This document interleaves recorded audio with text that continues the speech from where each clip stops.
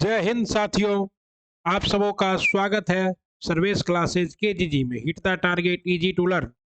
साथियों, जैसा कि आप लोग देख रहे हैं, आपके सामने है आस्था आईएएस का फुल टेस्ट बीपीएससी 68 के लिए, पीटी के लिए। और आपको पता है कि आस्था आईएएस आर कुमार सर की एक रेपुटेटेड संस्था है और दिल्ली के मुखर्जी नगर से यह बीपीएससी को पढ़ाती है, बीपीएससी के बैचों को पढ़ाती है। और सबसे ज़्यादा जो बीपीएससी का रिजल्ट है वो आपका आस्था आईएएस से आता है, ऐसा सर आर कुमार सर बार बार बोलते हैं। तो उसी का ये पेड टेस्ट है, जो कि टेस्ट नंबर 3 है। एक तो ये टेस्ट मैं आपके लिए लाया हूँ फ्री, ताकि जो बच्चे मान लीजिए गांव में हैं, जो बच्चे क्या है गांव में है, गरीब हैं, वो बच्चे कर सके।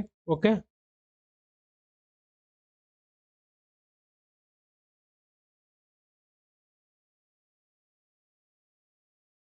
ये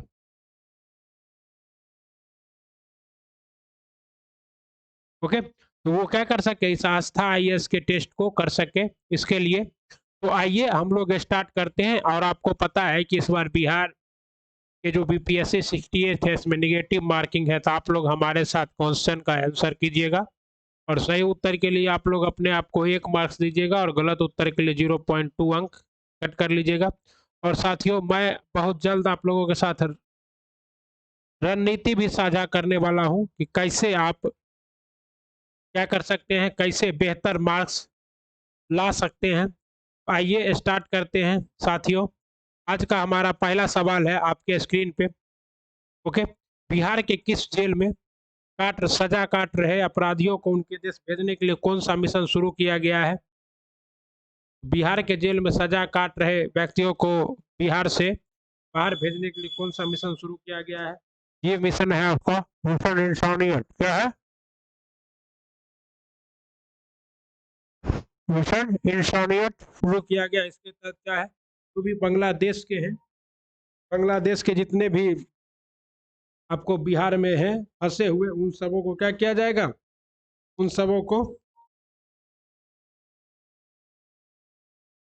भेजा जाएगा आपको भारत से, बिहार से, ताकि वो क्या कर सके, अपने देश में जाए, आज़ाद हो सके। हाल ही में जारी world wide cost of living survey 2022 का विश्व का सर्वाधिक महंगा शहर कौन सा है? तो विश्व का सर्वाधिक महंगा शहर है आपका नूर सुल्तान। और आपको पता है, सॉरी, विश्व इकोनॉमिक इंटेलिजेंस यूनिट यूएस सर्वेक्षण के अनुसार दुनिया के सबसे महंगे शहर संयुक्त रूप से न्यूयॉर्क और सिंगापुर है। क्या है? न्यूयॉर्क और सिंगापुर है। ये गलत बता दिया आपको, नूर सुल्तान। न्यूयॉर्क और सिंगापुर है, तो इसका जवाब क्या होगा? ये होगा साथियों, होमोजेनिक्स दुनिया की सबसे महंगी दवा है। होमोजेनिक्स दुनिया की सबसे महंगी दवा है हेमोफीलिया के लिए। हेमोफीलिया में आपको पता है कि रक्त का थक्का क्या होता है, रक्त का थक्का नहीं जमता है। निम्नलिखित में से कौन सा सही मिलान है? उस निम्नलिखित में से कौन सा सही मिलान है? 4 का देखिए, चिकित्सा स्वायत्ते पाबो, साहित्य का एनिक्स, भौतिकी का एलन और फैक्ट्स और जॉन कॉल्सल और एंटोन जिलिंगर, और अर्थशास्त्र के बेन एस बर्नर के डगलस डायमंड, और आपका क्या है, फिलिप्स डाइविंग। ये सभी क्या है, सही सुमेलित है। और ये सबों को क्या मिला है? 2022 का नोबेल पुरस्कार मिला है। आइए अगला, हाल ही में 74वें जूनियर स्पोर्ट्स टेनिस चैंपियनशिप 2022 के फाइनल मैच में बिहार ने किसको हराकर स्वर्ण पदक जीता है? तो ये बिहार ने चंडीगढ़ हरा को क्या कि चंडीगढ़ को हराकर 70वें जूनियर स्पोर्ट्स टेनिस चैंपियनशिप 2022 में क्या जीता है? स्वर्ण पदक। कांस फिल्म फेस्टिवल 2022 के 75वें संस्करण में किस देश को कंट्री ऑफ ऑनर का दर्जा दिया गया? ये किस देश को कंट्री ऑफ ऑनर का दर्जा दिया गया? तो भारत को कंट्री ऑफ ऑनर का दर्जा दिया। कांस फिल्म फेस्टिवल कहाँ होता है? पेरिस में। आयुष्मान भारत प्रधानमंत्री जन आरोग्य योजना सेहत के तहत 100% घरों को कवर करने वाला सांबा किस राज्य केंद्र शासित प्रदेश में स्थित है? देखिए, ये कहाँ स्थित है? सांबा जम्मू एंड कश्मीर में। जिला सांबा में सभी नागरिक, कर्मचारी और पेंशनरों के पास आयुष्मान भारत प्रधानमंत्री जन आरोग्य योजना को गोल्डन कार्ड है। ऐसी उपलब्धि वाला देश का पहला जिला कौन बन गया? सांबा बन गया। ओके, चलिए आगे देखते हैं, निम्नलिखित में से कौन सा असत्य है?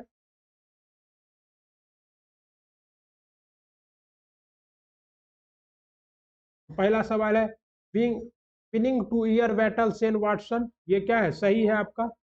विनिंग टू ईयर बैटल, ये क्या है, सही है। पता है the why who wrote constitution, Rajesh Talwar, spare Harry, prince Harry और tomb of sand, Geetanjali Shree, ये आपका सभी क्या है, सुमेलित है। इसलिए इनमें से क्या होगा, कोई भी गलत नहीं होगा। चलिए आगे चलते हैं साथियों। आपका वर्ष 2022 में कौन सा शहर ग्रीष्मकालीन और शीतकालीन ओलंपिक दोनों की मेजबानी करने वाला दुनिया का एकमात्र शहर बन गया है? ये शहर आपका कौन सा है साथियों, तो ये है आपका बीजिंग। क्या है, बीजिंग शहर दुनिया का एकमात्र ऐसा देश बन गया जो ग्रीष्मकालीन और शीतकालीन दोनों ओलंपिकों का क्या कर चुका है, मेजबानी कर चुका है। हाल ही में किस राज्य में पंचायत अनुसूचित विस्तार अधिनियम पेशा लागू किया गया है? पेशा कहाँ लागू किया गया है, मध्य प्रदेश में। कहाँ लागू किया, मध्य प्रदेश में। ओके। पेशा एक्ट यानी पंचायतों के प्रावधान अनुसूचित क्षेत्रों का विस्तार अधिनियम 1996 भारत के अनुसूचित जाति में क्षेत्रों में रहने वाले लोगों के लिए पारंपरिक ग्राम सभाओं के माध्यम से सुशासन सुनिश्चित करने के लिए भारत सरकार द्वारा नियमित एक क्या है, कानून है। दुनिया के किस प्रथम श्रेणी की सरकार ने युवाओं के धूम्रपान करने पर आजीवन प्रतिबंध लगा दिया है? ये आपका कहाँ का है, तो न्यूजीलैंड की सरकार ने। आपको मैं करंट अफेयर जब करा रहा था सीएमई का और एडुटेरिया का, तो उसमें भी एक क्वेश्चन आया था। तो न्यूजीलैंड की सरकार ने क्या किया है, पूर्ण रूप से युवाओं पर धूम्रपान सेवन। अनवर इब्राहिम किस एशियाई देश के नए राष्ट्रपति बने हैं, मोस्ट इंपोर्टेंट है। तो अनवर इब्राहिम किस एशियाई देश के, मलेशिया के राष्ट्रपति कौन बने हैं, प्रधानमंत्री सॉरी कौन बने हैं, अनवर इब्राहिम। नियुक्त में से डीआरडीओ के नए अध्यक्ष के रूप में किसे नियुक्त किया गया है, तो डीआरडीओ के नए अध्यक्ष के रूप में नियुक्त किया गया समीर बी कामत को। किसे नियुक्त किया गया है, समीर बी कामत को। आजादी के अमृत महोत्सव के अंतर्गत बढ़े चलो अभियान को किस केंद्रीय मंत्रालय द्वारा शुरू किया गया है? बढ़े चलो अभियान को किस केंद्रीय मंत्रालय द्वारा शुरू किया गया, सांस्कृतिक मंत्रालय के द्वारा। ठीक है। देश के युवाओं से जुड़ने और उसमें देशभक्ति की गहरी भावना पैदा करने के उद्देश्य से सांस्कृतिक मंत्रालय अमृत महोत्सव से अधिक लोगों को जोड़ने के लिए कैसे अभियान का शुरुआत किया है, बढ़े चलो अभियान का शुरुआत किया है। और आजादी का अमृत महोत्सव क्यों मनाया जा रहा है, क्योंकि भारत की आजादी के कितने साल हो गए, 75 साल हो गए। चलिए अगला है, निम्नलिखित में से बिहार के किस रेलवे स्टेशन को अंतर्राष्ट्रीय रेलवे स्टेशन का दर्जा दिया गया है? ये है आपका बापू धाम मोतिहारी रेलवे स्टेशन को। और ये कहाँ है, मोतिहारी में है। मोतिहारी बापू धाम मोतिहारी रेलवे स्टेशन पूर्वी चंपारण को क्या किया गया है, प्रमुख विकसित होने का। हाल ही में भोपाल के हबीबगंज रेलवे स्टेशन को अंतर्राष्ट्रीय स्तर पर बनाया गया। अब रेलवे बोर्ड की तरफ से बापू धाम मोतिहारी रेलवे स्टेशन को भी इंटरनेशनल स्टेशन बनाने की क्या क्या स्वीकृति मिल चुकी है। क्यों, क्योंकि गांधी जी का जो प्रथम सत्याग्रह है वो कहाँ से हुआ था, मोतिहारी से ही। हाल में किस हाल में राज्य स्तर पर एल रूट सर्वर स्थापित करने वाला देश का पहला राज्य कौन बन गया है? राज्य स्तर पर एल रूट सर्वर स्थापित करने वाला राज्य का पहला राज्य कौन बन गया, राजस्थान बन गया। राजस्थान के मुख्यमंत्री कौन है, अशोक गहलोत। हाल ही में प्रोजेक्ट 75 स्कॉर्पियन श्रेणी की छठी और अंतिम पनडुब्बी का नाम क्या है? छठी और अंतिम पनडुब्बी का नाम है आईएनएस बगीर। क्या है, आईएनएस बगीर है, मोस्ट इंपॉर्टेंट। चलिए ये आपका इंग्लिश क्वेश्चन है, पीडीएफ हमारे टेलीग्राम चैनल पर उपलब्ध है। किस भारतीय मूल की अमेरिकी को राष्ट्रपति कमला हैरिस का कार्यकारी सचिव और रक्षा सलाहकार नियुक्त किया गया है? ये किसे नियुक्त किया गया साथियों, ये नियुक्त किया गया आपका शांति सेठी को। हाल ही में सुर्खियों में रहा अल अक्सा मस्जिद किस शहर में स्थित है? अल अक्सा मस्जिद यरूशलेम में स्थित है। और आपको पता है कि इस मस्जिद में घुसने के लिए क्या है, यहूदी हिंदू मुस्लिम और फारसियों के बीच में हमेशा युद्ध होते रहता है, लड़ाई झगड़ा होते रहता है। मत्स्य पालन पशुपालन और डेयरी मंत्रालय मछुआरों को आजीविका में सुधार हेतु कहाँ पर एक किस सीवीड समुद्री शैवाल पार्क स्थापित किया जाएगा? तो ये समुद्री सिविल पार्क कहाँ स्थापित किया जाएगा, तमिलनाडु में। पता है पाक जलडमरू मध्य के पास यह स्थापित किया जाएगा। हाल ही में भारत का पहला portable solar roof of system का अनावरण किया गया है। ये कहाँ किया गया है, तो ये किया गया है आपको गांधीनगर गुजरात में, portable solar roof of system का। हाल ही में किस देश ने समृत मिसाइल का सफल परीक्षण किया है? समृत मिसाइल का सफल परीक्षण किसने किया है, रूस ने किया है। हाल ही में बिहार के किस नदी पर रबर डैम का निर्माण किया है? फल्गु नदी पर। किस नदी पर, फल्गु नदी पर किया गया। पुलपुर और फल्गु में आप लोग क्या करेंगे, डाइवर्ट नहीं होंगे। बिहार सरकार को मिशन 5.0 का संबंध किससे है? तो बिहार सरकार का मिशन 5.0 का संबंध है पर्यावरण पर्यावरण में वृक्षारोपण से। क्या है, वृक्षारोपण से मिशन 5.0 का संबंध। कौन सा बिहार का पहला जिला बन गया जहां हाइड्रोपोनिक खेती शुरू किया गया? भारत का पहला जिला जहां हाइड्रोपोनिक खेती शुरू किया गया वो कौन सा जिला है, सहरसा। ओके। उपेक्षा और परिक्षेपण का दंश झेलते उत्तर बिहार का संकल्प के लेखक कौन है? उत्तर बिहार के संकल्प लेखक है डॉक्टर शंभू शरण श्रीवास्तव। कौन है, Shambhu Sharan Shrivastava. Okay. Most important question है साथियों, करंट अफेयर है, इसमें ज्यादा कोई डिस्कशन का जरूरत है नहीं। आप पढ़े हैं तो सही होगा, नहीं पढ़े हैं तो गलत होगा। ओके, चलिए, बिहार विधान परिषद के नए सभापति को निर्वाचित हुए हैं, तो बिहार विधान परिषद के नए सभापति निर्वाचित हुए विधान परिषद के देवेश चंद्र ठाकुर और विधानसभा के अवध बिहारी चौधरी। सॉरी, विधानसभा के अवध बिहारी चौधरी और विधान परिषद के देवेश चंद्र ठाकुर। भारत के किस राज्य को 119 साल बाद धनसारी सुखवी रेलवे लाइन और दूसरा रेलवे स्टेशन मिला है? ये आपका कौन सा है? भारत के किस राज्य को 119 साल बाद? ये आपका है नागालैंड। कौन है? नागालैंड को 103 साल, 1903 में दीमापुर रेलवे स्टेशन के बाद 100 साल में अधिक समय से भारत का क्या है, समय के अंतराल के बाद भारत को धनसारी सुखवी रेलवे लाइन पर दूसरा रेलवे स्टेशन मिल गया है। निम्नलिखित में से कौन सा याद से बुद्ध और जैन धर्म में सामान्य नहीं है? आत्मदहन। आत्मदहन क्या है? दोनों में सामान्य नहीं है। बौद्ध धर्म में आत्मदहन नहीं है, लेकिन क्या है आपका जैन धर्म में है। आप क्या कर सकते हैं, निस्वार्थ रह के, जिसको संलेखना कहते हैं, उस विधि से आप लोग अपना प्राण त्याग सकते हैं। दोनों में हिंसा है, वेदों के प्रति उदासीनता दोनों में है, रीति रिवाजों और परंपराओं की स्वीकृति दोनों में है, लेकिन क्या नहीं है? तही उद्दामन। अब विष्णु के सम्मान में स्तंभ की स्थापना करने वाला यूनानी राजदूत कौन था? तो ये आपका कौन था? हेलियोडोरस। कौन था? हेलियोडोरस था। और ये हेलियोडोरस जो है गरुड़ स्तंभ, बेसनेर का गरुड़ स्तंभ है, जो कि कहाँ है? विदिशा में है और भगवान वासुदेव को समर्पित है। ठीक। आइए आगे, निम्नलिखित में से कौन सा शब्द भूमि से संबंधित नहीं है? भूमि से कौन सा संबंधित नहीं है? तो यहाँ जितने भी शब्द हैं सभी विविता, वाता, कष्ट, उपवास, ये सभी किससे संबंधित है? भूमि से संबंधित है। यानी कि क्या होगा, वो सभी शब्द भूमि से संबंधित है। विविधता मतलब होता है पशुओं के लिए चारागाह भूमि, वाता मतलब होता है ईख के लिए, ईख के रोपण की भूमि, उपवास का मतलब होता है भूमि जोतने वाला, और कष्ट का मतलब होता है खेती की भूमि, और क्षेत्रम का मतलब होता है सोमी की भूमि। ओके, कहता है गुप्त काल में लिखे गए संस्कृत नाटकों के अनुसार महिला और शूद्रों कैसे भाषा बोलते थे? महिला और शूद्र जो है गुप्त काल में कौन सी भाषा? प्राकृत भाषा बोलते थे, और इसी भाषा में बौद्ध धर्म था, इसलिए आपका क्या हुआ? बौद्ध धर्म का सर्वाधिक विकास हुआ। और धर्म शास्त्रों के अनुसार मैत्र ऐतिहासिक शाक्यमुनि बुद्ध के उत्तराधिकारी होंगे, जो बौद्ध परंपरा में पृथ्वी पर क्या करेंगे? चलिए, महायान बौद्ध धर्म के संदर्भ में भविष्य के बौद्ध कौन होंगे? तो भविष्य के बौद्ध होंगे आपको मैत्रेय। भविष्य के बौद्ध कौन होंगे? मैत्रेय होंगे। ओके, और पूर्ण ज्ञान प्राप्त करेंगे और शुद्ध धर्म की दिशा देंगे। मौर्योत्तर काल के दौरान निर्यात के मुख्य वस्तु क्या थे? तो मौर्योत्तर काल के दौरान निर्यात की मुख्य वस्तु से मसाला, इत्र, मोती, तांबा और चंदन। ये क्या था? मौर्योत्तर काल, मौर्य वंश के अंत के बाद निर्यात के प्रमुख वस्तु थे साथियों।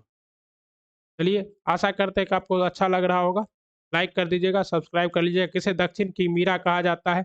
दक्षिण की मीरा आपको कैसे कहा जाता है? अंडाल को दक्षिण की मीरा कहा जाता है।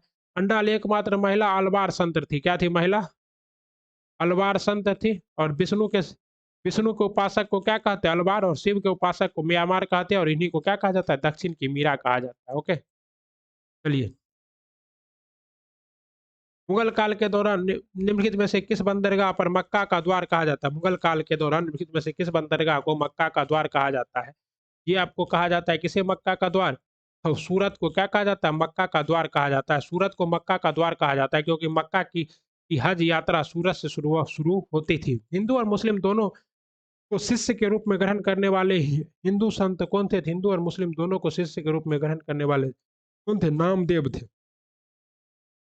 तो संत वह मराठी में लिखते थे। नामदेव ने कई अभंगों में रचना की है, उनके कुछ पद, और इसी से प्रेरित होकर कौन आपका जो मराठा शिवाजी हैं वो इनसे बहुत प्रेरित थे। निम्नलिखित में से कौन सा युग मध्यकाल के दौरान यात्री और उसके मूल देश का गलत सुमेल है?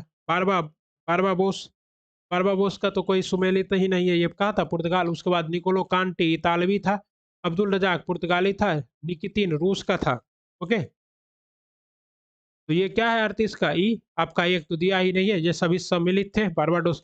भारत के इतिहास में कुल्य बाप और द्रोण बाप शब्द निरूपित करता है। तो 39 कुल बाप और द्रोण बाप किससे संबंधित करता है? भूमि का माप। भारत के इतिहास में कुल बाप और द्रोण बाप शब्द निरूपित करता है भूमि के माप से संबंधित करता है। अधिबाप में 3/8 था, और 1/2। द्रोण बाप में 11/2 एकड़ था। ठीक। निम्नलिखित में से किसने पहली बार रुपया सिक्का जारी किया था? तो पहली बार रुपया सिक्का कौन जारी किया था? शेरशाह सूरी ने। अभी भी इसी का। और चांदी के सिक्के को क्या कहा जाता था? रुपया। और तांबे के सिक्के को क्या कहा जाता था? दाम कहा जाता था। ओके। शेर शाह सूरी किस युद्ध के विजय उपरांत दिल्ली की गद्दी पर बैठा था? तो बिलग्राम के युद्ध के बाद। किस युद्ध के बाद? बिलग्राम के युद्ध के बाद, जिसको आप लोग कन्नौज का युद्ध भी कहते हैं। 1540 में हुमायूं को हराने के बाद शेर शाह सूरी के नाम से क्या हुआ था? दिल्ली के गद्दी पर बैठा था और द्वितीय अफगान साम्राज्य की क्या की थी? स्थापना की थी।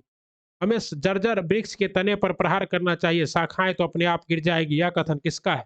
ये आप लोग मूवी देखे ही होंगे, ये सभी बच्चा मूवी देखा होगा। तो मूवी में ये कथन किसका है? बाजीराव प्रथम का है।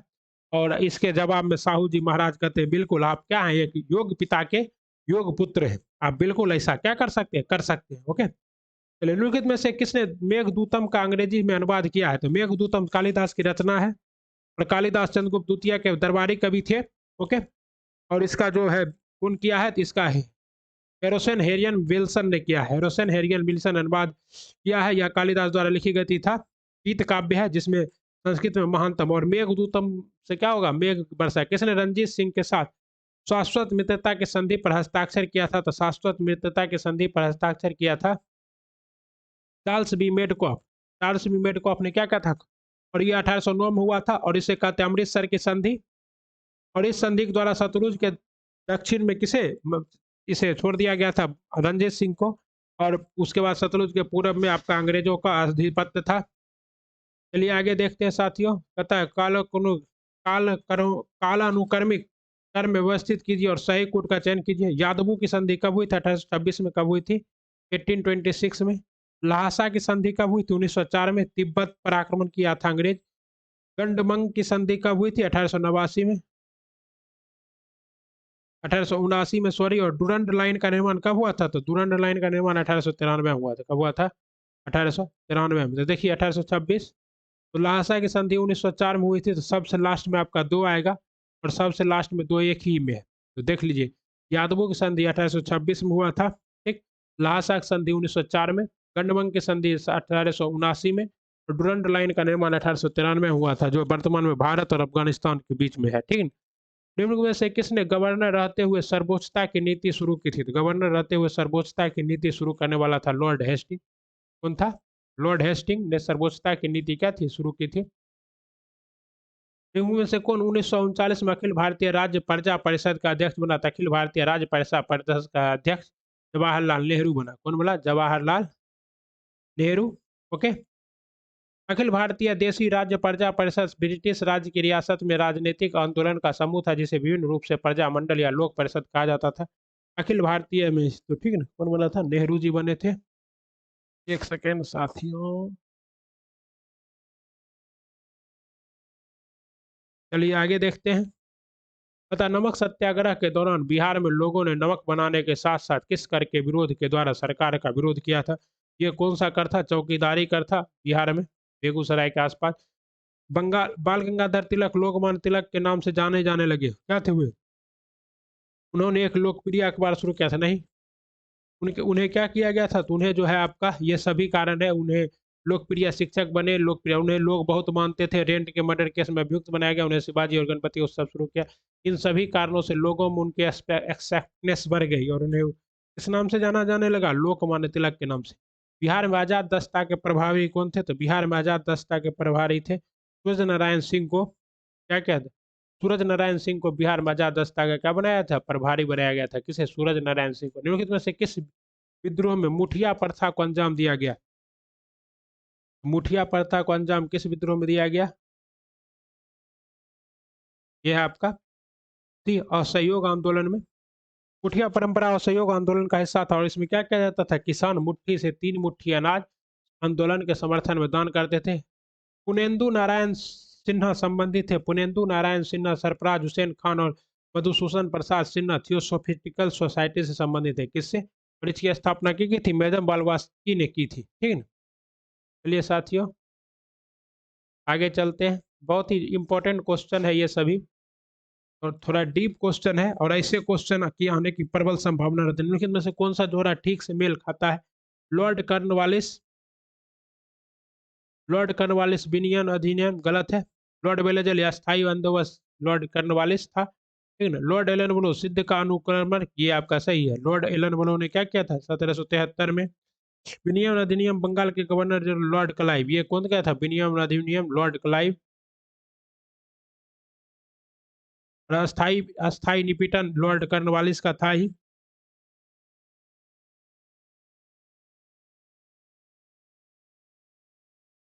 और प्रथम आंग्ल अफगान युद्ध 1838 से 1842 में ईस्ट इंडिया कंपनी के शासन में गवर्नर जनरल लॉर्ड ऑकलैंड के समय हुआ था। प्रथम लॉर्ड ऑकलैंड, लॉर्ड ऑकलैंड के समय में। इस तरह से आपका सही सुमेलित क्या है, लॉर्ड एलन बोलो। सिंधु सिंधु कानुगलक, वे दक्षिण भारत में राष्ट्रवादी और नमक सत्याग्रह के नेता थे। उन्होंने 1946 के आंतरिक सरकार के सदस्य के रूप में और भारत के पहले भारतीय गवर्नर जनरल के रूप में कार्य किया। ये आपके कौन थे, सी राजगोपालाचारी जी थे। आप जानते हैं इनके बारे में। 1913 में राजगोपालाचारी ने कारावास का जोखिम उठाया था। उन्होंने डांडी मार्च के जवाब में देवरण्य नामक नमक सत्याग्रह का नेतृत्व किया था। सूची 1 का सूची 2 से क्या कीजिए, मिलान कीजिए साथियों। आत्मीय सभा की स्थापना किसने की थी? आत्मीय सभा की स्थापना राजा राम मोहन राय ने 1815 में की थी। धर्म सभा की स्थापना किसने की थी? राधाकांत देव ने धर्म सभा की स्थापना की थी।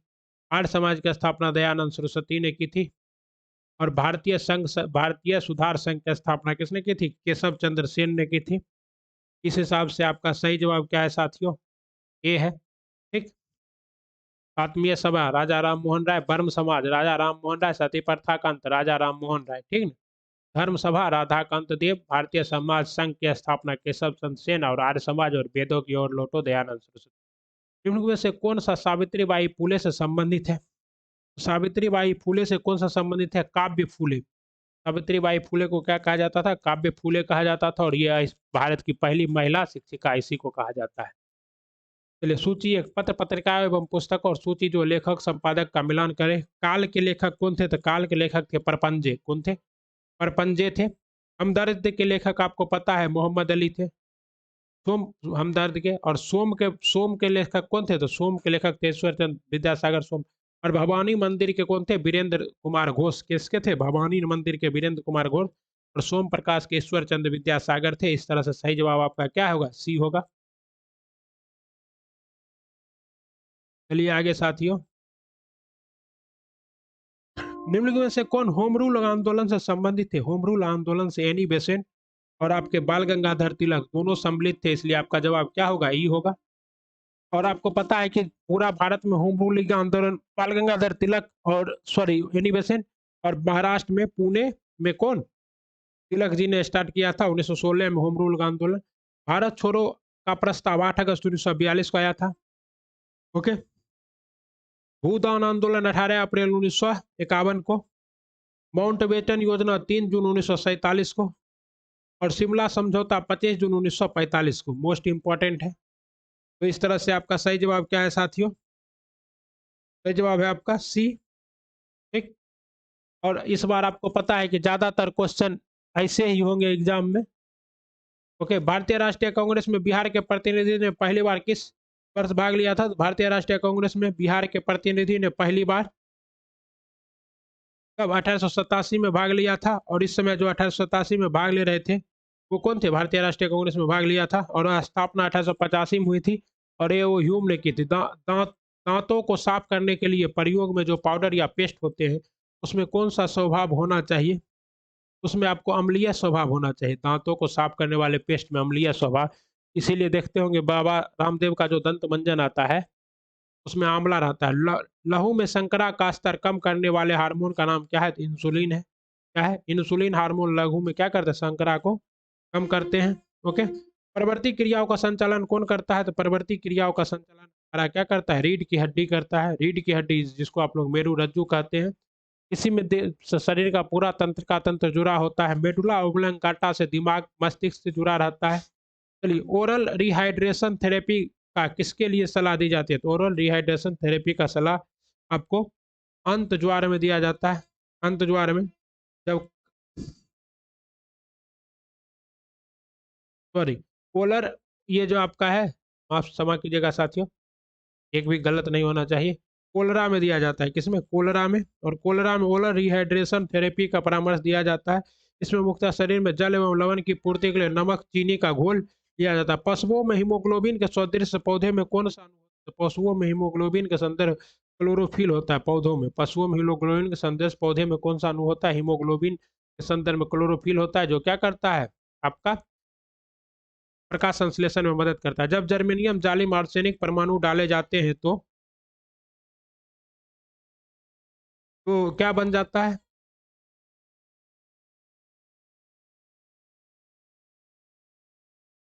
बाय सेमीकंडक्टर कहा जाता है। गोताखोरी के प्रयोग में आने वाले गैस सिलेंडर में ऑक्सीजन को लघुकृत तनु करने के लिए निम्नलिखित में से किसका प्रयोग किया जाता है? हीलियम का। क्या मिलाया जाता है गोताखोरी में? ऑक्सीजन के साथ हीलियम मिलाया जाता है साथियों। प्रकाश बिखराव किसमें होता है? तो प्रकाश बिखराव जो है कोलाइडी घोलों में होता है। किसमें होता है? कोलाइडी घोलों में होता है, जिसको आप लोग टिंडल प्रभाव के नाम से जानते हैं। निलंबन के कणों के लिए प्रकाश प्रकीर्णन को टिंडल इफेक्ट कहते हैं। ओके, चलिए।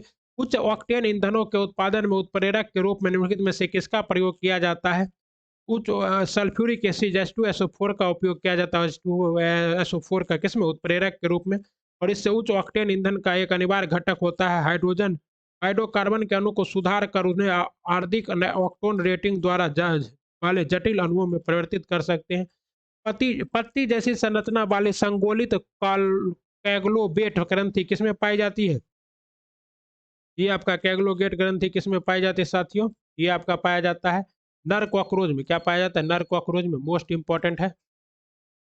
प्रतिरोध रंग कोड में चौथा ब्रेड किसका घोतक है? प्रतिरोध रंग कोड में चौथा ब्रेड जो है ये क्या है? प्रतिरोध रंग कोड में पहले और दूसरे ब्रेड अवरोध के संख्यात्मक है। पहले और दूसरे क्या है? अवरोध के संख्यात्मक मूल्य का प्रतिनिधित्व करते हैं।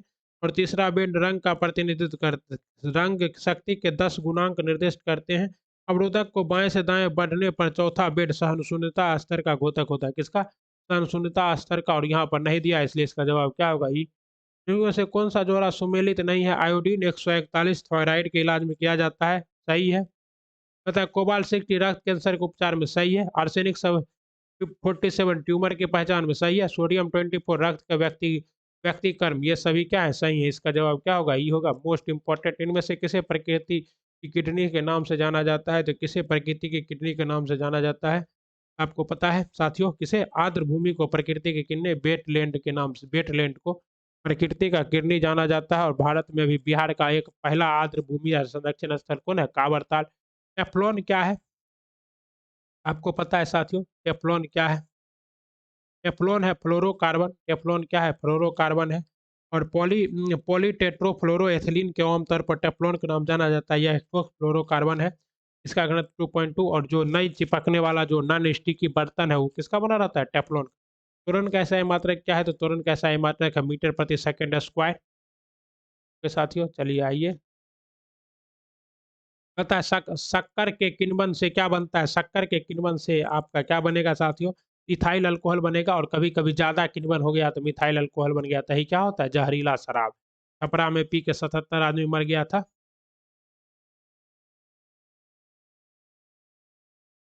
ठीक है ना? पता है दुर्गंध युक्त मखाना क्या है?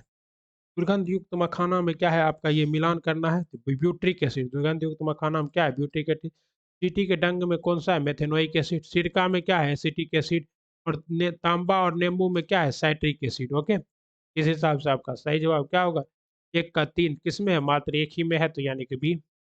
विटामिन डी को क्या कहते हैं? रेटिन। विटामिन डी को कैल्सीफेरॉल। विटामिन ए को क्या कहते हैं? रेटिनॉल। विटामिन ई को क्या कहते हैं? टोकोपेरॉल। और विटामिन के को क्या कहते हैं? फ्लोरोक्विनोन। इस हिसाब से आपका सही जवाब क्या होगा? बी होगा। क्या होगा? बी। विटामिन डी को कैल्सीफेरॉल, विटामिन ई को टेकोफेरॉल, विटामिन ए को रेटिनॉल, विटामिन के को फ्लोरोक्विनोन कहते हैं। सूची 1 का सूची 2 से मिलान कीजिए साथियों। एल्डोस्टेरोन। एल्डोस्टेरोन क्या है? लक्षण प्रतिरोधन हार्मोन। एल्डोस्टेरोन क्या है? लक्षण प्रतिरोध। एस्ट्रोजन क्या है? महिलाओं के द्वितीयक लिंग विशेषताओं का क्या करता है?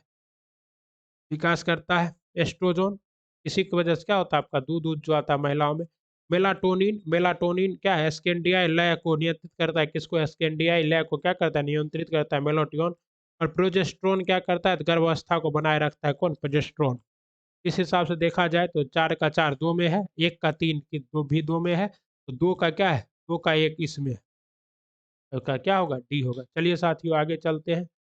ये सभी मोस्ट इम्पोर्टेंट क्वेश्चन है और जितना ज़्यादा आप क्वेश्चन प्रैक्टिस करके जाएँगे एग्ज़ाम में आपके लिए क्या रहेगा उतना अच्छा रहेगा। 80 नंबर मानव पोषण में पोषक तत्वों की आवश्यकता, भोजन के सेवन का तरीका और शरीर में इसके उपयोग को विभिन्न चरणों में प्रस्तुत करना शामिल है। जो निम्न में से क्या है? जो निम्न में से क्या है? तो पहले क्या होता है साथियों आपका? देखिए, ये आपका कि पहले अंतःग्रहण होगा, पहले खाएँगे, फिर क्या होगा? पाचन होगा, फिर क्या होगा? अवशोषण होगा, फिर क्या होगा आपका? अनुकूलता आएगी और फिर क्या होगा आपका? बहिर्श्वसन हो जाएगा। तो ये सही जवाब क्या है आपका? बी है। ये आपका पाचन का पूरा निम्नलिखित में से किसको वुड स्पिरिट भी कहा जाता है? वुड स्पिरिट किसको कहा जाता है? मिथेनॉल या मिथिल अल्कोहल को क्या कहा जाता है? वुड एल्को स्पिरिट कहा जाता है, ठीक? और इसका प्रयोग किसमें किया जाता है? तो जो वुड है, लकड़ी है उसको, तो उसको आप लोग क्या करते हैं? प्राइमर मारते हैं उसमें। बेलनाकार लेंस का प्रयोग किस दृष्टि दोष के लिए किया जाता है? जरा दृष्टि दोष के लिए क्या किया जाता है? बेलनाकार। और बिंदुकता के लिए क्या कहा जाता है आपका? सॉरी, जरा दृष्टि दोष के लिए बाइफोकल लेंस का प्रयोग किया जाता है। जरा दृष्टि दोष के लिए बाइफोकल लेंस का प्रयोग किया जाता है। और बिंदुकता के लिए ही क्या किसका? बेलनाकार लेंस का प्रयोग। दूर दृष्टि दोष के लिए आपका क्या है? उत्तल लेंस। और निकट दृष्टि दोष के लिए अवतल लेंस का प्रयोग किया जाता है। जब एक प्रकाश किरण वायु से कांच की सिल्ली में प्रविष्ट होती है तो क्या होता है? जब एक प्रकाश किरण वायु से कांच उसका तरंग दैर्घ्य क्या होता है? घट जाता है। ओके। कठोर जल में निम्न धात्विक तत्व होते हैं। तो कठोर जल में निम्न धात्विक तत्व क्या होते हैं आपको साथियों? कैल्शियम, मैग्नीशियम और आयरन। ठीक है। धात्विक तत्व हैं, क्षमा चाहते हैं। तो ठंडे देशों में सर्दियों में सरोवर जम जाते हैं और सतह के नीचे का तापमान कितना रहता है? 4 डिग्री सेल्सियस बना रहता है। साधारण नमक का रासायनिक नाम क्या है? Sodium chloride, NaCl। ये सब भी पूछेगा, ऐसा तो उम्मीद कम है। चलिए, मीथेन गैस, क्योंकि बहुत क्वेश्चन हार्ड था, कुछ क्वेश्चन इजी भी दिया गया है। आता है, अच्छा मीथेन गैस बनाती है। मीथेन गैस किसको बनाती है? तो मीथेन गैस सोडियम एसीटेट को सोडा लाइम के साथ गर्म करने पर कौन सी गैस बनती है? Methane gas. मोस्ट इंपॉर्टेंट है। सोडियम एसीटेट को सोडा लाइम के साथ गर्म करने पर कौन सी गैस बनती है? मीथेन गैस बनती है। भारत के गुजरात में पाया गया पहला मरीज किस कौन सा दुर्लभ ब्लड ग्रुप का है? तो भारत के गुजरात में पाया गया पहला मरीज जो है वो किस दुर्लभ ग्रुप का है? E M M negative blood group का है। और 9 व्यक्ति ज्ञात हैं। भारत में पाया जाने वाला भारत का व्यक्ति ये 10वां है। बहुत कम रेयर है। ग्रीन पीस क्या है? ग्रीन पीस क्या है? तो ग्रीन पीस ब्रिटेन में एक राजनीतिक दल है। क्या है? ब्रिटेन ग्रीन पीस पर्यावरण कार्यकर्ताओं का समूह है जिसकी स्थापना कनाडा के ब्रिटिश कोलंबिया प्रांत के वैंकूवर शहर में किया गया था। 1971 में अमेरिका द्वारा अलास्का परमाणु अस्त्र परिषद का विरोध करने के लिए किया गया। ओके। पता है 10 10 डाउनिंग स्ट्रीट क्या है? तो 10 डाउनिंग स्ट्रीट इंग्लैंड के क्या है? 10 डाउनिंग स्ट्रीट इंग्लैंड के प्रधानमंत्री का निवास स्थान है और इसमें भी एक भारतीय रहता है। कौन? ऋषि सुनक। IUCN का मुख्यालय कहाँ है? IUCN का मुख्यालय कहाँ है आपको? यह ग्लैंड स्विट्जरलैंड में IUCN का। IUCN दुनिया की प्रकृति स्थिति को संरक्षित रखने के लिए एक वैश्विक प्राधिकरण है जिसकी स्थापना वर्ष 1948 में की गई थी। इसका मुख्यालय क्या है? स्विट्जरलैंड के ग्लाइकार्ड में। ओके। और इसमें क्या करता है? संरक्षण के लिए red data book, green data book तैयार करता है। कौन? IUCN। क्योंकि में से सत्य कथन नहीं है। गुरु शिखर मध्य भारत की सबसे ऊंची चोटी है। क्या है? गुरु शिखर मध्य भारत की सबसे ऊंची चोटी है, तो गलत है। गुरु शिखर कहाँ की सबसे ऊंची चोटी है? उत्तर भारत, राजस्थान में है। ठीक है ना। धूपगढ़ है मध्य भारत की सबसे ऊंची चोटी। गुरु शिखर अरावली पहाड़ी में स्थित है। सही है। विंध्याचल पर्वत में ग्रेनाइट चट्टाने पाई जाती नहीं है, इसमें परतदार चट्टान पाया जाता है, परतजार अवसादी। अमरकंटक चोटी सतपुरा की सबसे ऊंची चोटी है। सतपुरा की सबसे ऊंची चोटी है धूपगढ़, जिसमें ये भी गलत है, इसलिए क्या होगा इसका जवाब? ई होगा साथियों।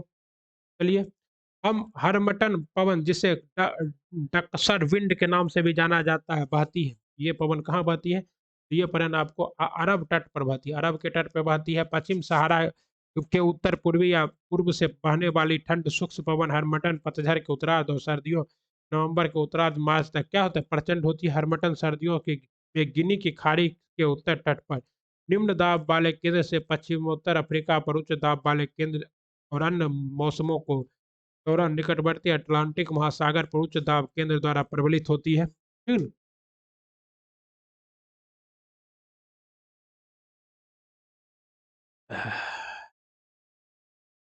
चलिए 94 निम्नलिखित में से किस मिट्टी के बड़े कणों को अनुपात अधिक होता है? तो मिट्टी के कौन से कण का अनुपात अधिक होता है? रेतीली मिट्टी का क्या होता है?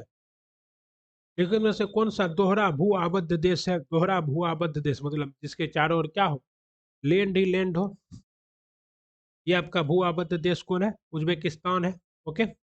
इनमें से कौन सा जनजातीय समूह नीलगिरी की प्रमुखता से पाया जाता है? तो नीलगिरी में आपको टोंडा पाया जाता है। कौन सा पाया जाता है? टोंडा। निकटतम मरुस्थल महासागर से के समुद्र तट से ही नहीं बल्कि दो देशों द्वारा पृथककृत स्थल रुद्ध देश को दोहरा स्थल रुद्ध देश कहते हैं। ओके। और ये आपका टोंड है। चलिए आगे चलते हैं साथियों। 96 हो गया है। क्योंकि इनमें से किस पहाड़ी पर पूर्वी घाट पश्चिमी घाट से मिलता है? पूर्वी घाट पश्चिमी घाट किससे मिलता है? तो नीलगिरी की पहाड़ी पर मिलता है। नीलगिरी पहाड़ी की सबसे ऊंची चोटी कौन है? दोदा बेटा, जिसकी ऊंचाई कितनी है? 2637। कितनी है? 2637। और सबसे ऊंची चोटी क्या है? दक्षिण भारत की अनायमुडी है, जिसकी ऊंचाई कितनी है? 2696। निम्नलिखित में से कौन सर्वोत्तम सहस्त्र पर्वतम के नाम से जाना जाता है? सहस्त्र पर्वतम के नाम से कौन जाना जाएगा? पश्चिमी घाट। और पश्चिमी घाट में इसको क्या कहा जाता है? सहाद्री कहा जाता है। क्या कहा जाता है? सहाद्री। मोची नदी किसकी सहायक नदी है? तो मोची कोसी लिंक परियोजना चल रहा है और ये भारत से बने, और यह महानंदा नदी की एक क्या है? सहायक नदी। किसकी? महानंदा की। और मोची कोसी लिंक परियोजना बिहार में चल रहा है, तो इसलिए क्वेश्चन आ गया मोची किसकी सहायक नदी है? महानंदा। सौराष्ट्र मेला निम्नलिखित में से किस जिले में आयोजित होता है? मधुबनी में आयोजित होता है। और जो लड़का कुमारा है वो सब यहाँ जाएगा, समझ गया। और यहाँ पर क्या होगा? लड़कियां मिलती है, ब्याह शादी कर लेगा अपना। विवाह बाजार होता है। 73वें संविधान संशोधन 1992 से 11वीं अनुसूची आर्टिकल 243 जी के द्वारा कितने विषय को बचाया? 29 विषय। आपको पता है पंचायत के लिए 29 विषय और आपके किसके लिए? इसके लिए 18 विषय हैं। ये सब क्वेश्चन नहीं करना पड़ता है हम लोग को, हम लोग क्या है इसको अच्छे से। बिहार विधानसभा में अनुसूचित जाति के उम्मीदवार के लिए कितनी सीटें आरक्षित है? तो बिहार विधानसभा में अनुसूचित जनजाति के लिए कितने? आपको 38 सीटें क्या है आरक्षित है बिहार। और विधान अनुसूचित जनजाति के लिए मात्र 2 सीट और अनुसूचित जाति के लिए 38 सीट है। बिहार में पंचायत निकायों में महिलाओं को 50% आरक्षण किस वर्ष प्रदान किया गया? ये आपको किस वर्ष प्रदान किया गया? 2006 में नीतीश कुमार की सरकार ने प्रदान किया है, और इसलिए नीतीश कुमार खूब वाहवाही के पात्र हैं। लेकिन महिला क्या है, बिहार में जब तक महिलाओं का शिक्षा का स्तर ऊंचा नहीं होगा, महिलाएं जीत तो जाती है लेकिन सारा काम उसके पति करता है। फुलेरा पंचायत देखे ना, पंचायत वेब सीरीज। भारतीय प्रशासन में विभाजन प्रणाली किससे संबंधित है? तो भारतीय प्रशासन में विभाजन प्रणाली किससे संबंधित है? नीति क्रियान्वयन से। किससे संबंधित है? नीति क्रियान्वयन से। भारत में न्यायिक प्रणाली किस पर आधारित है? भारत की न्यायिक संविधान पर, नियमित कानून की उचित प्रक्रिया, परंपरा, कानून द्वारा स्थापित प्रक्रिया, इन सबों पर क्या है? लेकिन सर्वाधिक किस पे? और ये भी इंपॉर्टेंट है। ओके, चलिए आगे देखते हैं साथियों। मतलब वर्ष 2021-22 के लिए बिहार का बजट बिहार के इतिहास में क्या है? सबसे बड़ा बजट है। क्या है? सबसे बड़ा बजट है। ओके। मतलब वर्ष 2019-20 में बिहार राज्य में प्रति व्यक्ति निवल राज्य घरेलू उत्पाद कितना है? तो प्रति व्यक्ति निवल राज्य घरेलू उत्पाद 31,287 रुपया है। वर्ष 2019-20 में प्रति व्यक्ति सकल जिला घरेलू उत्पाद के उच्चतम और न्यूनतम जिला के तुलना में कितना गुना है? उच्चतम और न्यूनतम जिला की तुलना में कितना गुना है? 7 गुना है। बिहार राज्य में के जिले में सर्वाधिक प्रतिशत नम भूमि के अंतर्गत है। सर्वाधिक प्रतिशत नम भूमि के अंतर्गत कौन सा है? डी है, बेगूसराय है। और बेगूसराय में ही आपका क्या है? तो नम भूमि, वेटलैंड, डेजर्ट, काबर झील है। ओके। वित्तीय वर्ष 2021-22 में सर्वाधिक विकास दर कौन सा राज्य का है? तो वित्तीय वर्ष 2021-22 में सर्वाधिक विकास दर अपना प्यारा बिहार का ही है साथियों। हाँ।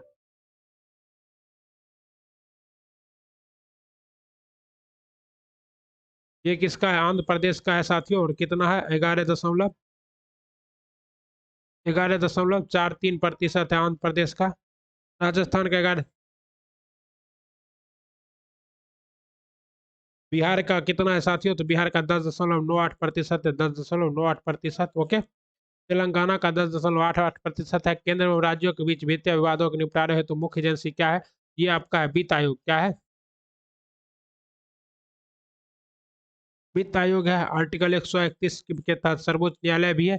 लेकिन ये व्यवस्था किसके तहत होता है? 280 के तहत वित्त आयोग। लेकिन न्यायालय में क्या करता है, कौन निपटाता है, तो आर्टिकल 131 के तहत सर्वोच्च न्यायालय। अंतर्राज्यीय परिषदों का निर्माण का स्रोत है, अंतर्राज्यीय परिषदों के निर्माण का स्रोत है आपका क्या चीज, संवैधानिक है, क्या है संवैधानिक, अनुसूचित जाति अनुसूचित जनजाति अत्याचार निवारण अधिनियम 1989 प्रवृत्त हुआ है, मतलब फिर से इसे अपडेट कब किया गया है, अपडेट किया गया इसे 30 जनवरी 1990 को प्रवृत्त हुआ है। भारतीय संविधान में कैबिनेट शब्द का प्रयोग केवल एक जगह हुआ है, और ये जगह कौन सा है, तो आप सब जानते हैं इसमें हुआ है आर्टिकल 352 में, राष्ट्रपति शासन लगाने से पहले कैबिनेट की लिखित मंजूरी होनी चाहिए। और ये कहा 44वां संविधान संशोधन के द्वारा जोड़ा गया है, समझ गए साथियों। चलिए सूची 1 का सूची 2 से मिलान कीजिए। वित्त आयोग आर्टिकल 280 में, पिछड़ा वर्ग आयोग आर्टिकल 340 में, चुनाव आयोग आर्टिकल 324 में, और राजभाषा आयोग आर्टिकल 344 में, यानी कि 1 का 1, 2 का 2, 3 का 3, 4 का 4 सभी क्या है, सुमेलित है साथियों। कहता है राष्ट्रीय महिला आयोग की स्थापना कब हुई थी, तो राष्ट्रीय महिला कहता है क्या है, सुमेलित नहीं है। राष्ट्रीय महिला आयोग की स्थापना 1992 में हुई थी। राष्ट्रीय अल्पसंख्यक आयोग की स्थापना 1993 में हुई थी। राष्ट्रीय पिछड़ा वर्ग आयोग की स्थापना कब हुई थी, 1993 में हुई थी, ठीक है ना। और राष्ट्रीय बाल अधिकार अधिसंरक्षण आयोग 2007 में, यानी कि आपका कौन सुमेलित नहीं है, राष्ट्रीय पिछड़ा वर्ग आयोग, इसकी स्थापना कब हुई थी, 1993 में। इनमें से कौन पंचायती राज संस्था नहीं है, कौन सा पंचायती राज संस्था नहीं है, तो आपका ग्राम सहकारी समिति पंचायती राज संस्था नहीं है। 101वां संविधान संशोधन संबंधित है, तो 101वां संविधान संशोधन माला और सेवा कर जीएसटी को लागू करता है। ओके, 2021-22 की अवधि के लिए 15वें वित्त आयोग के सिफारिश के आधार पर बिहार के पास केंद्रीय करों के विभाजन पूल में कितना हिस्सा होगा, तो ये कितना हिस्सा होगा साथियों, तो हिस्सा होगा 4.12%। 15वें वित्त आयोग का गठन कब किया गया था, 15वें वित्त आयोग का 27 नवंबर 2017 को किया गया था। और हर 5 साल में राष्ट्रपति क्या करता है, वित्त आयोग का गठन करते हैं। ओके, बिहार के तीनों क्षेत्रों में योगदान कितना है, तो बिहार के तीनों क्षेत्रों में योगदान है। प्राथमिक सेक्टर का 2.3%, सेकेंडरी सेक्टर का 6.4% और टर्सरी सेक्टर का 6.7% योगदान है।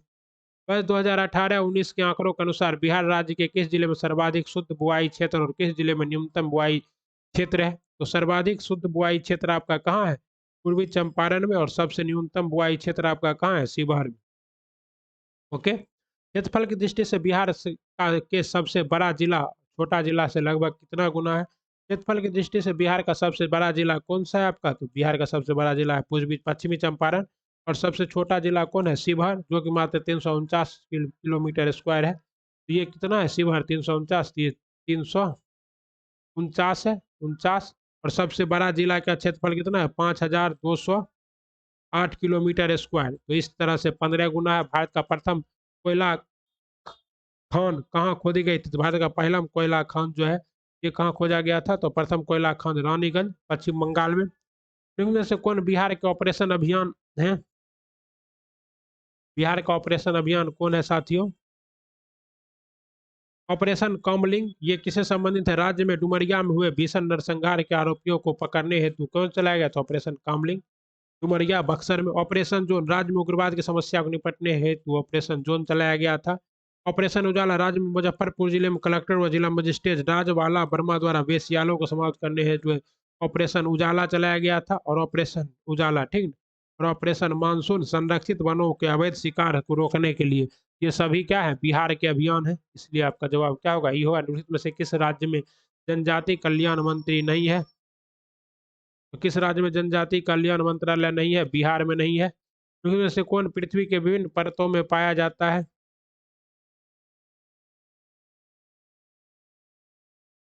तो सियाल, सीमा और नीफे पाया जाता है, लेकिन आपका क्या है, लावा नहीं पाया जाता है, लेकिन पाया जाता है पूछा, इसलिए क्या होगा, ये सबसे उत्तरी परत को सियाल कहते हैं, उसके बाद सीमा आता है और उसके बाद नीफे। ओके, सियाचिन हिमनद कहाँ स्थित है, सियाचिन हिमनद कहाँ स्थित है साथियों, तो सियाचिन हिमनद नुब्रा घाटी के उत्तर में स्थित है सियाचिन हिमनद।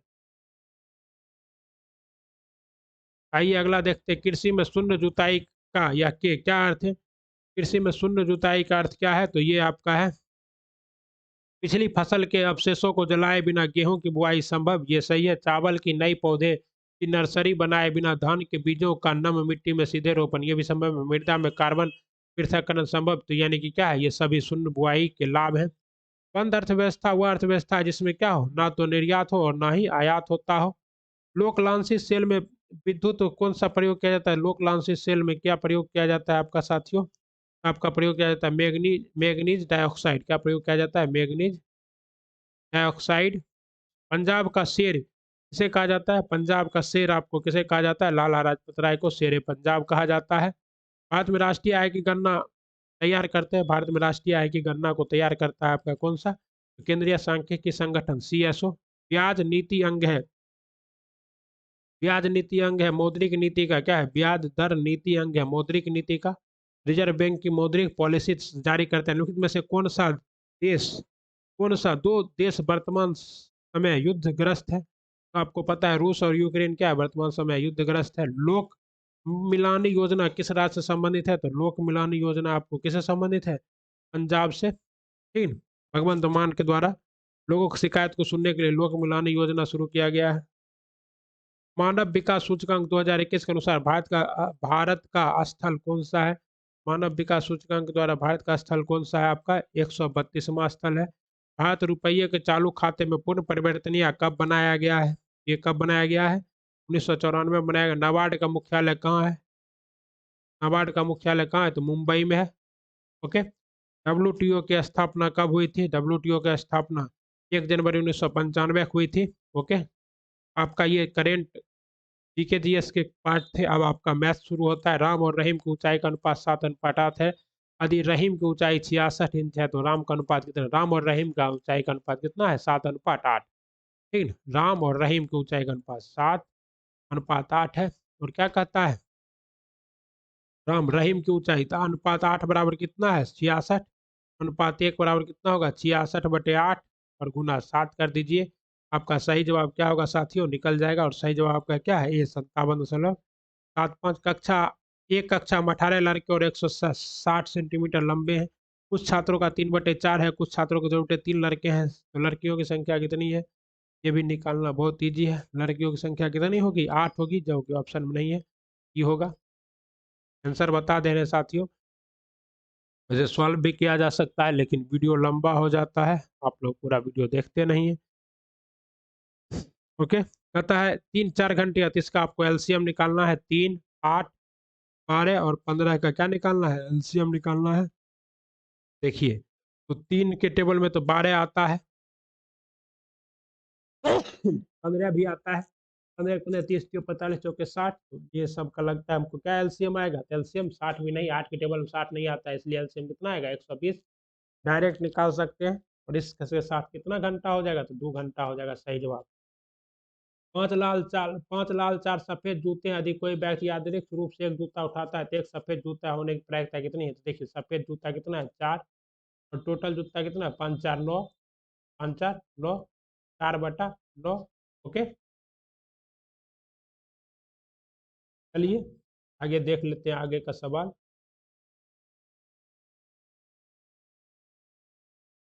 है आगे, यदि 2 टंकक 5 मिनट में 2 पृष्ठ टाइप कर सकते हैं तो 10 मिनट में 20 पेज टाइप करने के लिए कितने टंककों की आवश्यकता होगी? 2 टंकक 5 मिनट में 2 पृष्ठ बराबर 10 मिनट में 20 पेज, तो कितने टंकक? गुना कर दीजिए, 20 दहिया 200 और 5 दूना 10 गुना 20, तो 200/20 यानी कि 10 टंकक की आवश्यकता होगी। ये MDH फार्मूला है, MDH। Okay, MDH। यदि x का 33.1/3% 11 है तो x का मान कितना है? 33.1/3, 33 100, 100/3, x गुना 100, 100/300 बराबर 11। इसको आप x इधरे रहने दीजिए। 11 गुना 300/100, 33 हो जाएगा 33। अब सॉल्व कर ही दिए ना चाहते हुए भी।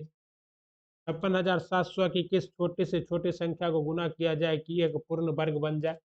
तो देखिए, 56,700 का क्या निकालना है? 56,700 का इसे एलसीएम निकाल, इसे वर्गमूल निकाल लीजिए। और जितना शेष बचेगा आप उसको क्या कर सकते हैं? घटा सकते हैं। ओके, या फिर आप इसको ऐसे भी निकाल सकते हैं 56,700। 2 से लगा 2 जीरो हटा दीजिए, बाद में आप क्या कीजिएगा 2 को 2 बैठा दीजिएगा, डायरेक्ट भी लगा सकते हैं। इस तरह से आपका जो इसमें जो गुणनखंड आएगा उसमें 7 क्या होगा 2 बार नहीं आएगा, तो 7 से गुना करेंगे तो क्या बन जाएगा, ये पूर्ण वर्ग बन जाएगा। अब आज गुणनखंड विधि से बना रहे थे इसको। आइए, ए प्लस बी का होल स्क्वायर माइनस ए माइनस बी का होल स्क्वायर बटे ए इंटू बी, जिसका फार्मूला भी होता है, क्या चीज़ होता है 4ab का फार्मूला होता है 4,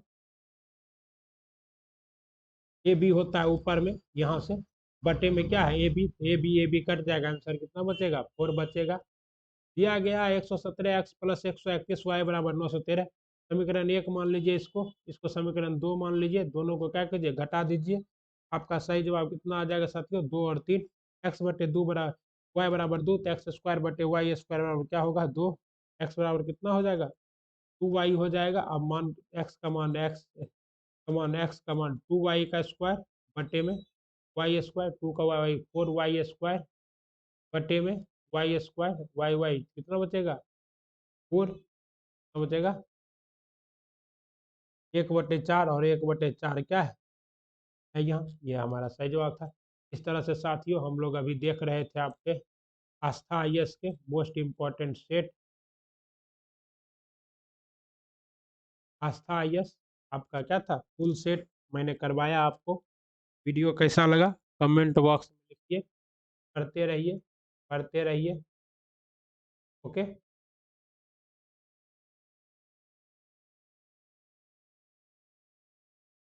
और जल्द मिलते हैं, तब तक के लिए जय हिंद।